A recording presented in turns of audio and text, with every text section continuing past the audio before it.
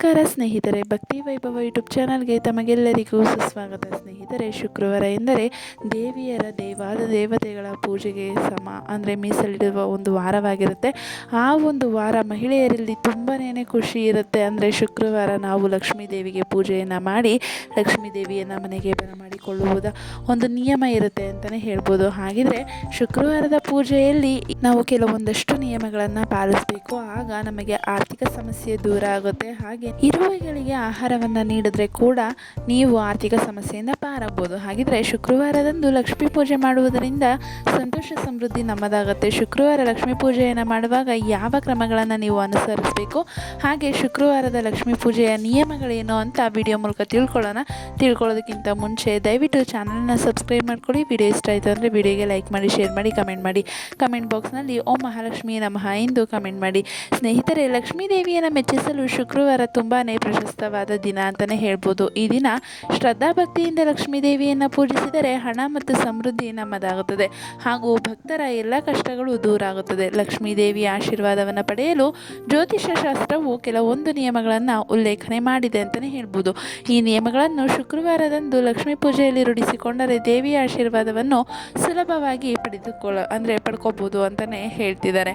ಹಾಗೆ ಬಂದು ನೀವು ಶುಕ್ರವಾರದ ಪೂಜೆಯಲ್ಲಿ ಅಂದರೆ ಲಕ್ಷ್ಮೀ ಪೂಜೆಯನ್ನು ಮಾಡುವವರು ಈ ವಸ್ತುಗಳನ್ನು ಸೇವಿಸಬಾರ್ದು. ಅಂದರೆ ಯಾವ ವಸ್ತುಗಳನ್ನು ನೀವು ತಿನ್ನಬಾರ್ದು ಅಂತ ನೋಡೋದಾದರೆ, ಜ್ಯೋತಿಷಿಗಳ ಪ್ರಕಾರ ಶುಕ್ರವಾರದಂದು ಹುಳಿಯುಕ್ತ ಹಣ್ಣುಗಳನ್ನು, ಉಪ್ಪಿನಕಾಯಿಯನ್ನು ಅಥವಾ ಯಾವುದೇ ರೀತಿಯ ಹುಳಿಯುಕ್ತ ವಸ್ತುಗಳನ್ನು ಸೇವಿಸಬಾರದು.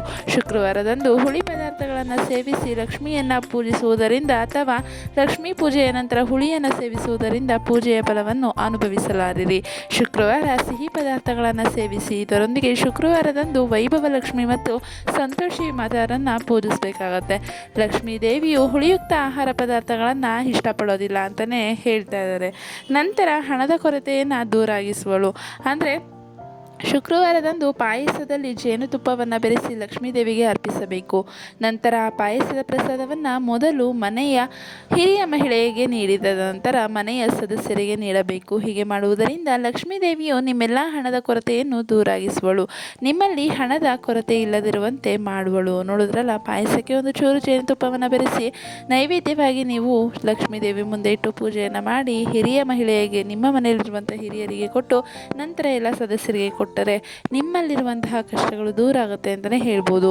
ಹಾಗೆ ಗ್ರಹ ದೋಷವನ್ನು ಕೂಡ ನಿವಾರಿಸುತ್ತದೆ. ಅಂದರೆ ಸಾಮಾನ್ಯವಾಗಿ ಎಲ್ಲ ಪೂಜೆಯಲ್ಲೂ ಕರ್ಪೂರವನ್ನು ಬಳಸಲಾಗುತ್ತದೆ. ಶುಕ್ರವಾರದಂದು ಲಕ್ಷ್ಮೀ ಪೂಜೆಯಲ್ಲಿ ಕರ್ಪೂರವನ್ನು ಬಳಸಬೇಕು. ಲಕ್ಷ್ಮೀ ದೇವಿಗೆ ಕರ್ಪೂರದ ಆರತಿ ಬೆಳಗಿ ನಂತರ ಆರತಿಯನ್ನು ಮನೆಯ ಪ್ರತಿಯೊಂದು ಕೋಣೆಯಲ್ಲೂ ಬೆಳಗಬೇಕು. ಇದರಿಂದ ಸಕಾರಾತ್ಮಕ ಶಕ್ತಿ ನೆಲೆಯಾಗುವುದು ಮಾತ್ರವಲ್ಲ, ಗೃಹ ಸಮಸ್ಯೆಯೂ ಕೂಡ ದೂರ ಆಗುತ್ತದೆ.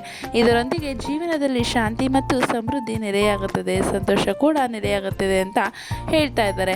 ಹಾಗೆ ಇದರಿಂದ ತಾಯಿ ಲಕ್ಷ್ಮಿ ಕೋಪಗೊಳ್ತಾಳೆ. ಅಂದರೆ ನೀವು ಶುಕ್ರವಾರದಂದು ಯಾರೂ ಕೂಡ ಸಾಲವನ್ನು ನೀಡಬಾರದು ಮತ್ತು ಇನ್ನೊಬ್ಬರಿಂದ ಸಾಲವನ್ನು ಪಡೆಯಬಾರದು. ಶುಕ್ರವಾರ ಯಾರಿಗಾದರೂ ಹಣ ನೀಡಿದರೆ ಅದು ಹಿಂತಿರುಗುವುದಿಲ್ಲ ಮತ್ತು ಇದರಿಂದ ನೀವು ಆರ್ಥಿಕ ಸಮಸ್ಯೆಯನ್ನು ಎದುರಿಸಬೇಕಾಗಬಹುದು. ಈ ದಿನ ಸಾಲ ನೀಡುವುದರಿಂದ ಲಕ್ಷ್ಮೀ ದೇವಿಯು ಕೋಪಗೊಳ್ಳುವಳು ಅಂತಲೇ ಹೇಳ್ತಿದ್ದಾರೆ. ಹಾಗೆ ಮನಃಶಾಂತಿಗಾಗಿ ವಿಷ್ಣು ಮತ್ತು ಶಿವನನ್ನು ಆರಾಧನೆ ಮಾಡಬೇಕು. ಶುಕ್ರವಾರದಂದು ಪರಶಿವನ ಲಿಂಗವನ್ನು ಸಕ್ಕರೆ ಬೆರೆಸಿದ ಹಾಲಿನಿಂದ ಅಭಿಷೇಕವನ್ನು ಮಾಡಬೇಕಾಗತ್ತೆ. ಹಾಗೂ ಈ ದಿನ ಇರುವೆಗಳಿಗೆ ಸಕ್ಕರೆಯನ್ನು ಆಹಾರವಾಗಿ ನೀಡಬೇಕು. ಇದರಿಂದ ನಿಮ್ಮ ಮನಸ್ಸು ಶಾಂತತೆಯಿಂದ ಕೂಡಿರುತ್ತದೆ, ಶುಭ ಕೆಲಸಗಳನ್ನು ಮಾಡಲು ನಿಮ್ಮನ್ನು ಪ್ರೇರೇಪಿಸುತ್ತದೆ.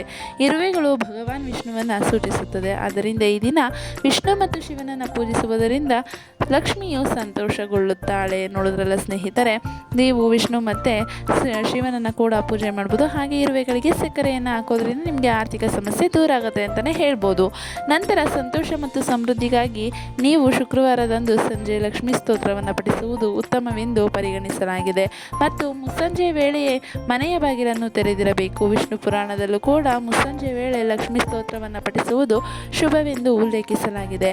ಸಾಧ್ಯವಾದರೆ ಲಕ್ಷ್ಮೀ ಸ್ತೋತ್ರವನ್ನು ಶುಕ್ರವಾರ ಮಾತ್ರವಲ್ಲ, ಪ್ರತಿದಿನ ಪಠಿಸಬೇಕು. ಇದರಿಂದ ಮನೆಯಲ್ಲಿ ಸಂತೋಷ ಮತ್ತು ಸಮೃದ್ಧಿ ನೆಲೆಯಾಗುತ್ತೆ ಅಂತಲೇ ಹೇಳ್ಬೋದು.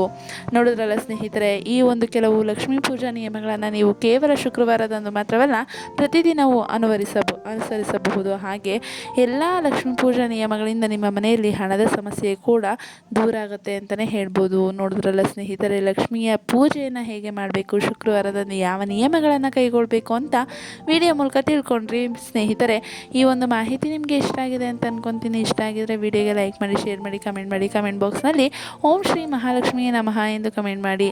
ಹಾಗೆ ದಯವಿಟ್ಟು ಚಾನಲನ್ನು ಸಬ್ಸ್ಕ್ರೈಬ್ ಮಾಡ್ಕೊಳ್ಳಿ. ವಿಡಿಯೋ ವೀಕ್ಷಿಸಿದ್ದಕ್ಕಾಗಿ ಧನ್ಯವಾದಗಳು.